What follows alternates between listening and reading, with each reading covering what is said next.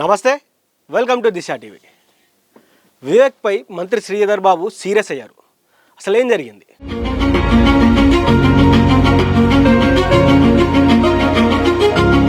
ప్రస్తుతం జరుగుతున్న అసెంబ్లీ సమావేశాల్లో కీలక పరిణామాలు చోటు చేసుకుంటున్నాయి. ముఖ్యంగా అధికార ప్రతిపక్ష నేతలు ఒకరిపై మరొకరు అవినీతి ఆరోపణలు చేసుకోవడంతో సమావేశాలు హాట్గా సాగుతున్నాయి. గత ప్రభుత్వంలో జరిగిన అవినీతిపై అధికార నేతలు ప్రశ్నిస్తుంటే కాంగ్రెస్ నేతలపై బీఆర్ఎస్ అవినీతి ఆరోపణలు చేస్తుంది.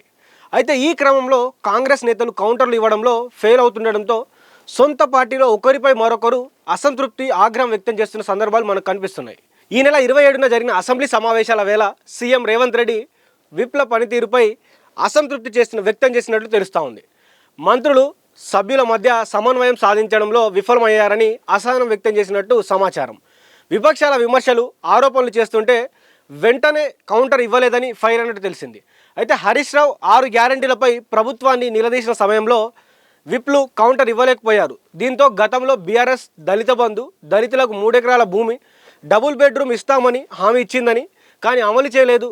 మరి దీనిపై విప్లు ఎందుకు కౌంటర్ ఇవ్వలేకపోయారని సీనియర్ల వద్ద సీఎం కూడా చర్చించినట్లు కూడా తెలుస్తూ ఉంది.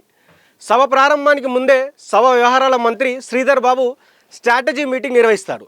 అయితే ఆ మీటింగ్కి కొంతమంది విప్లు మాత్రమే హాజరవుతున్నారని విమర్శలు వస్తున్నాయి.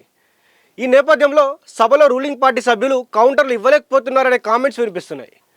ప్రస్తుతం జరుగుతున్న బడ్జెట్ సమావేశాలకు ముందు అసెంబ్లీలో కేవలం 3 విప్లు మాత్రమే ఉన్నారు. అయితే ఈ నెల 18న మరో 3 విప్లుగా నియమించారు. దీంతో 6 విప్లతో సభలో రూలింగ్ పార్టీ పర్ఫార్మెన్స్ గతం కంటే మెరుగ్గా ఉంటుందని అందరూ ఆశించారు.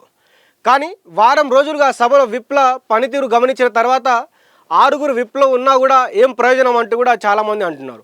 ఎవరేం చేస్తున్నారో తెలియదు, విపక్షాల విమర్శలకు వెంటనే కౌంటర్ ఇవ్వడం లేదు అని సీఎం రేవంత్ రెడ్డి కొందరు నాయకుల ముందు కామెంట్ చేసినట్లు కూడా తెలిసింది.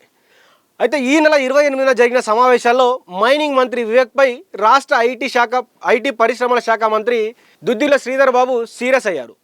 రాఘవ క్రషర్ మీద ప్రతిపక్ష బీఆర్ఎస్ నేత హరీష్ రావు నిలదీయడంతో ఆయనకు కౌంటర్ ఇవ్వడంలో మంత్రి వివేక్ ఫెయిల్ అయ్యారు. ఎలాంటి లెక్కలు లేకుండా, ఎలాంటి ఆధారాలు లేకుండా మాట్లాడడంపై ఆగ్రహం వ్యక్తం చేశారు. అసెంబ్లీ స్పీకర్ పక్కనే ఉన్న అధికారుల లాబీ వద్ద ఈ ఘటన కనిపించింది. ఆ తర్వాత అధికారుల నుంచి సమాచారం తీసుకొని శ్రీధర్ బాబు రిప్లై ఇచ్చారు. హరీష్ రావు అన్ని ఆధారాలతో సహా రాఘవ క్రషర్ వ్యాపారానికి వెలుగులో తీసుకొని వచ్చి మొత్తానికి మైనింగ్ మంత్రి అయిన వివేక్ మాత్రం సరైన సమాధానం ఇవ్వడంలో వెనుకబడిపోయారు. అంతేకాకుండా క్రషర్ సంస్థకు మైనింగ్ అధికారులే స్వయంగా నోటీసులు జారీ చేశారని హరీష్ రావు వెల్లడించినటువంటి పరిస్థితి. అసలు నోటీసుల అంశం తనకు తెలియదంటూ సభ సాక్షిగా వివేక్ చెప్పడంతో మిగతా మంత్రుల్లో మరింత ఆగ్రహం తెప్పించింది. ఎలాంటి వివరాలు లేకుండా మాట్లాడడంపైనే శ్రీధర్ బాబుకు ఆయనకు మధ్య క్లాస్ జరిగినట్టు తెలుస్తూ ఉంది. అదేవిధంగా శ్రీధర్ బాబు వివేక్ క్లాస్ పీకినట్టు కూడా చాలామంది చెప్తా ఉన్నారు. ఎందుకంటే అక్కడ నిండు అసెంబ్లీలో తనకు ఆ అంశంపై ఐడియా లేదని చెప్తే, ఒక మంత్రి అయి ఉండి, రాష్ట్ర మంత్రి అయి ఉండి, ఒక అంశంపైన ఎలాంటి అనుభవం కావచ్చు, లేకపోతే దానికి సంబంధించినటువంటి ఆధారాలు కావచ్చు ఏం తీసుకోకుండా ఎలా మాట్లాడతారని శ్రీధర్ బాబు వివేక్కి గట్టిగానే క్లాస్ పీకారని చెప్తా ఉన్నారు.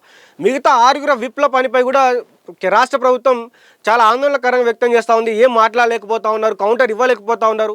గతంలో బీఆర్ఎస్ ప్రభుత్వం చేసినటువంటి అన్యాయాలు కావచ్చు, అక్రమాలు కావచ్చు, వీటి గురించి మాట్లాడలేకపోతూ ఉన్నారు. అటు ప్రతిపక్ష బీఆర్ఎస్ నుంచి ప్రశ్నల వర్షం వస్తూ ఉంది, ఇటు కాంగ్రెస్ పార్టీ నుంచి ఎవరు మాట్లాడలేకపోతున్నారనే ఒక ఆందోళన అయితే ప్రస్తుతానికి కాంగ్రెస్ పార్టీలో ఉంది. కానీ కాంగ్రెస్ పార్టీ నాయకులు మాత్రం ఇప్పటివరకు ఏం మాట్లాడకుండా చాలా సజావుగా సాగుతున్న తరుణంలో, అంటే ఎవరు కూడా బయటికి ఎక్కువ శాతం కౌంటర్లు ఇవ్వకపోవడం, వారు చెప్పినటువంటి మాటకి ఏదైనా కౌంటర్ ఇవ్వాలంటే మళ్ళీ శ్రీధర్ బాబు, రేవంత్ రెడ్డి వీళ్ళే లేవాల్సి వచ్చింది తప్ప మిగతా నాయకులు ఎవరు లేచి కూడా కౌంటర్ ఇచ్చేటువంటి పరిస్థితి కనిపించలేదు.